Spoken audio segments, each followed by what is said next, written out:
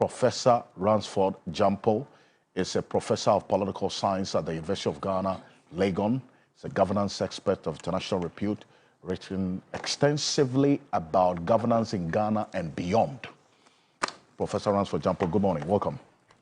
Good morning, and thanks for having me. I think I have some 4 preliminary remarks that I want to make. Okay. Briefly, if you would indulge me. You know, number one,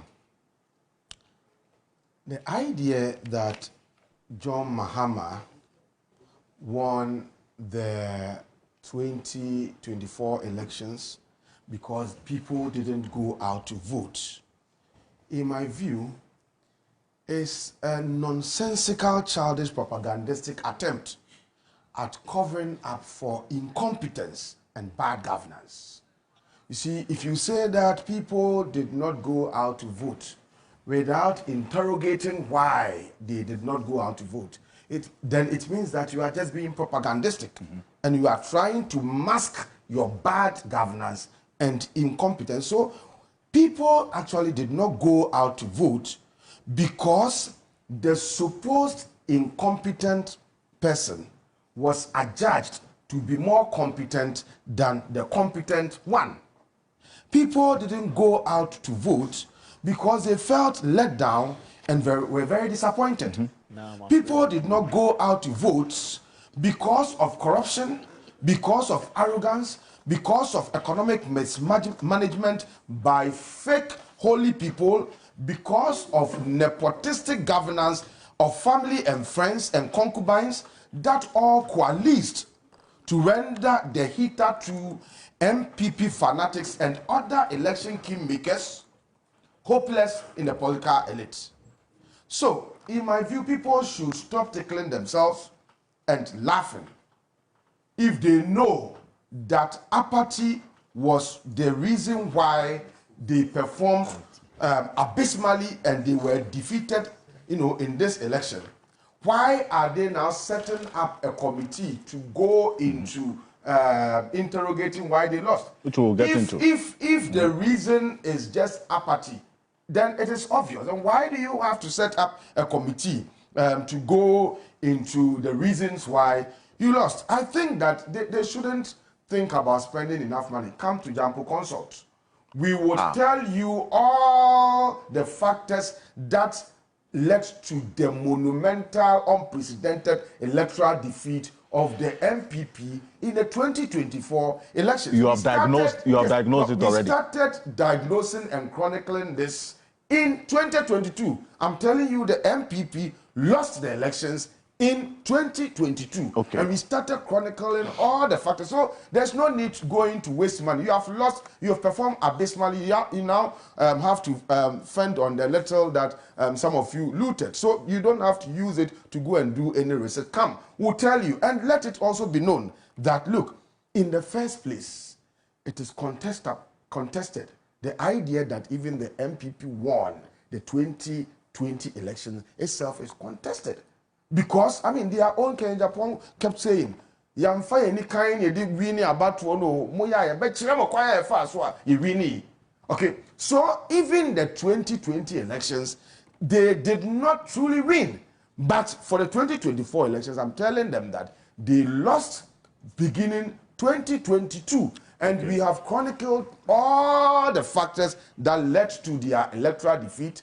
There's no need forming any committee. Okay. And the idea that people did not, John Mahama won or the NDC won the elections simply because people didn't go out to vote, in my view, is an unnecessary spewing of propaganda to mask and to hide their own incompetence and bad governance. Number 2.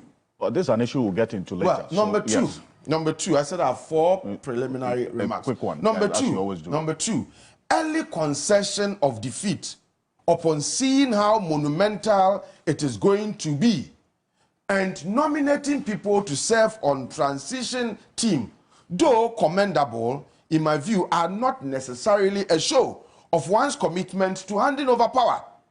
Little dogmatic minds and those who claim to have been educated without the ideals of education going through them beyond they speaking English, can accept these gestures as significant. But given the severe governance deficit that we have faced and we've had to endure under this current regime, I will call on the generality of Ghanaians that let us be calm, but let us still be vigilant. Let no one do anything that would force a declaration of a certain state of emergency that may be licentious for some people to want to hold on to power a little more so that they can cover everything, they can cover up their loots, and they can cover up everything that they've done wrong, that they are scared are going to be exposed. Number 3, hearty commendations to TV3 key points.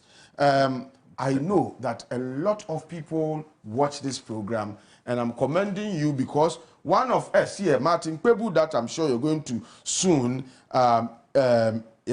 introduce, who is a regular panelist here, has been appointed and first call up into what Mahama want to do in fishing out those who have stolen our lands and our property and everything. So congratulations to TV3 key points. Congratulations to my own friend Martin Pebu.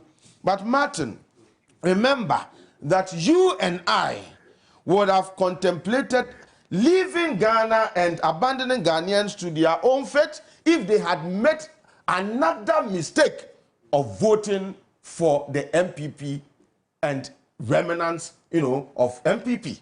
You and I would have contemplated leaving the country and abandoning Ghanaian, to their own fate if they had made that mistake. And so, thankfully, that didn't happen. So similarly, Martin, I'm calling on you. Don't fail. I know you won't fail. But if you fail, then you have to also flee the country, because I would personally ensure that you know no peace if you fail. Last one. I'm sure that this is the last edition of Key Points for the year 2024. And I want to use the opportunity to thank the good people of Ghana. Ghanaians see us all over the place. Yes. And the kinds of things that they say are so encouraging. True. I'm telling you, some of us, we thought that we were just speaking from our guts based on what we have studied, purposely, with the purpose of just keeping government on their toes and ensuring that things are done well. And we didn't know that Ghanaians were watching. So they meet you in the church. They meet you at chop bars. They meet you at lorry stations. They meet you in the traffic. They meet you at honeysuckles. They meet you at fuel filling stations. They meet you at weddings. They meet you at funerals. They meet you everywhere. They meet you at Eduanepa, Itri. Everywhere they meet you, they come to you and then they say certain words, okay? They say certain things to you. That are encouraging. Yes. Oh, we like what you are doing. We've been listening to you. Some will come and tell you that every Saturday I would come and sit, stay glued to my TV and then be watching you. I like what you are doing for Mother Ghana. We didn't know that they liked. So, dear Ghanaians, our admirers, our loved ones, and our friends who like what we are doing and who continue to shower praises and give us more encouragement, we thank you. But for your support and but for your encouragement, maybe we would have given up. And we've not given up doing some of these things because we know you are there. We didn't know that you liked what we are doing. But per your own comments and the kinds of things that you tell us, even at the mall, wherever you see us. Sometimes you are driving and then somebody will be honking. You roll down and then he's just waving. I like you. I like what you are doing. God bless you and all that. So we thank you. And then we wish you, as this program today is the end, the last program you for have the a year. lot more to say. We wish you a Merry Christmas, Happy New Year, and we thank you all for your support. Mr. Host, thank you very much for this opportunity.